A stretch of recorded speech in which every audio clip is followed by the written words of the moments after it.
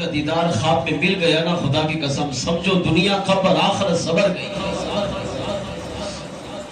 کیونکہ میرے آقا فرماتے ہیں منظارہ قبری وجبت لہو شفاعتی.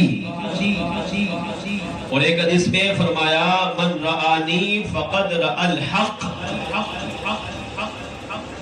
جس نے خواب میں مجھے دیکھا اس نے حقیقت میں خدا کو دیکھا، اس نے حق دیکھا.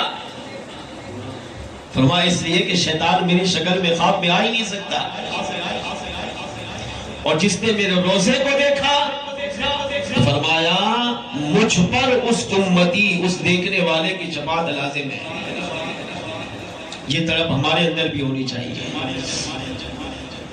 حضور کی بارگاہ میں گئے، کہا حضور کا دیدار کرنا چاہتا ہوں، طریقہ بتائیے. آپ نے فرمایا حضور کا دیدار چاہیے تو حضور پر درود و سلام پڑھ.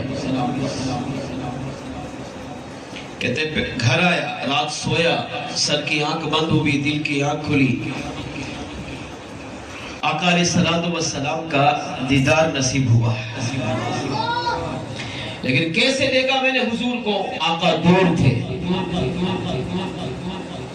اور لوگ حضور کی طرف بڑھ رہے ہیں. تو نوجوان کہتا ہے جب میں نے، وہ حضور کہتے ہیں میں نے جب حضور کو دیکھا تو میں بھی دوڑا. کیونکہ اگر کوئی حضور کو خواب میں دیکھے گا تو اسے خواب میں بتایا جاتا ہے کہ یہ امام الانبیاء ہے، یہی تیرے نبی ہے، یہی تیرے آقا ہے.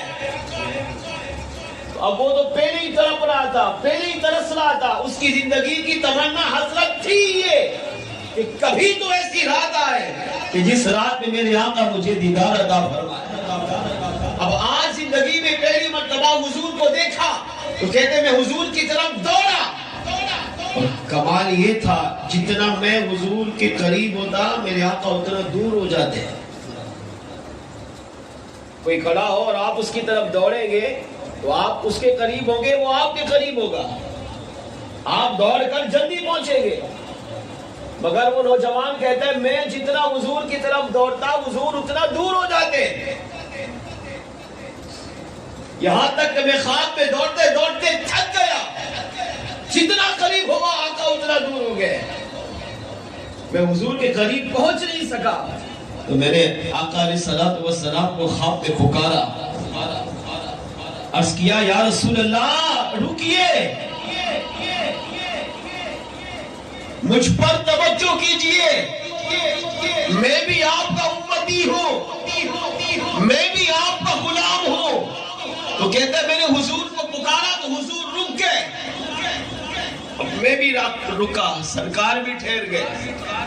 اب میں جب حضور رکے تو میں حضور کے قریب ہوا تو آقا علیہ السلام کے قریب ہو کر میں نے عرض کیا یا رسول اللہ میں آپ کا امتی ہوں. تو حضور نے فرمایا آپ کون ہو؟ توجہ سے سنیے گا، دل یہ اس سے سننا میں چنانا چاہ رہا ہوں، اللہ کرے یہاں لگ جائے ہمیں. آقا پوچھ رہے ہیں آپ کون ہو؟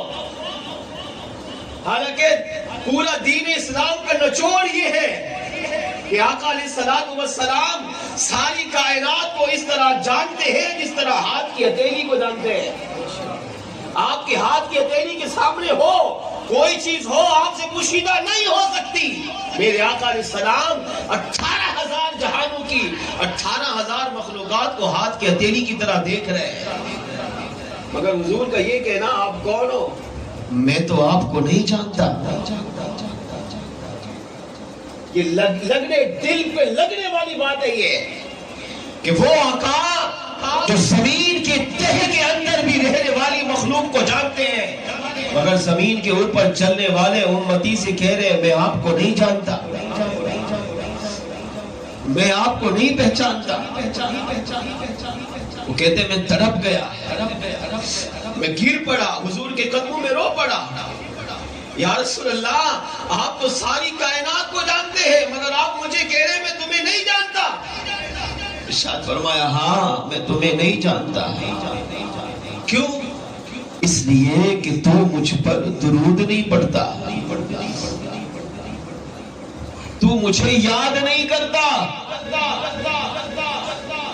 تو میرا امتی تو ہے، میری امت میں شامل بھی ہے مگر تو نے کبھی مجھے درود و سلام پڑھ کر یاد کیا ہی نہیں. یہ کہا اور میرے آقا تشریف لے گئے. کہتے ہیں جب میری آنکھ کھلی تو میں اپنے بستر پہ رو رہا تھا. میری داڑھی آنسو سے تر ہو گئی. میں بزرگ کے بارگاہ میں گیا, انہیں اپنا خواب سنایا. بزرگ نے میرا خواب سنا, رونے لگے. فرمایا نوجوان اگر چاہتا ہے کہ حضور کی غلامی میں آقا تجھے قبول کرے, حضور تجھے اپنی نظروں میں رکھے, حضور بھی تمہیں اپنے عاشقوں جیسا غلام بنائے, تو اس کا ایک ہی طریقہ ہے کہ اٹھتے بیٹھتے چلتے پھرتے اپنے آقا علیہ السلام پر درود و سلام پڑھنے کی عادت بنائے. اب یہ کہتے ہیں میں نے روزانہ 100 مرتبہ درود و سلام پڑھنے کی عادت بنائی. کتنی؟ 100 مرتبہ. اور سب سے چھوٹا درود کیا؟ صلی اللہ علی محمد. 2-3 سیکنڈ لگتے ہیں. 100 دفعہ پڑھیں گے تو 5 منٹ بھی نہیں لگیں گے. مگر سنیں فائدہ کیا ہے اس کا. ہزاروں دفعہ نہیں پڑھا. کہتے ہیں میں نے عادت بنائی کہ رات کو تب تک نہیں سوؤں گا جب تک اپنے آقا علیہ السلام پر درود و سلام نہ پڑھوں. اب میں نے روزانہ حضور پر درود و سلام پڑھنے کی عادت بنا لی. روزانہ حضور پر درود و سلام ایک مخصوص تعداد میں پڑھ کر سو جاتا. وہ کہتے ہیں روزانہ یہی دعا کرتا کہ کاش کوئی رات ایسی آئے کہ میرے آقا اب مجھے دوبارہ دیدار عطا کرے اور میں حضور کی بارگاہ میں قبول ہو جاؤں. وہ نوجوان کہتا ہے اسی تمنا میں, اسی طلب میں, اسی خواہش میں, اسی پیار میں, اسی محبت و عقیدت میں نے درود و سلام پڑھنے کی عادت بنائی. کچھ بھی ہو جائے, چاہے بیماری ہو, چاہے صحت ہو, چاہے گرمی ہو, چاہے سردی ہو, چاہے مالداری ہو, چاہے خوشحالی ہو, چاہے غریبی ہو, چاہے محتاجی ہو, کسی بھی حالت میں میں نے درود و سلام کو چھوڑا نہیں. روزانہ مخصوص تعداد میں درود و سلام پڑھ کر سو جاتا. وہ کہتے ایک رات ایسی آئی میری سر کی آنکھیں بند ہو گئی, دل کی آنکھیں کھلی. میں نے کیا دیکھا؟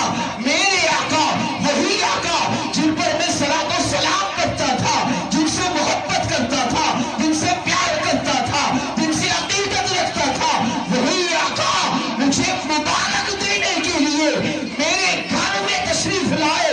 اور حضور کی آمد کی برکت سے میرا گھر خوشبو سے بھی معطر ہو گیا, اور حضور کی آنے کی برکت سے میرا گھر نور سے بھی منور ہو گیا.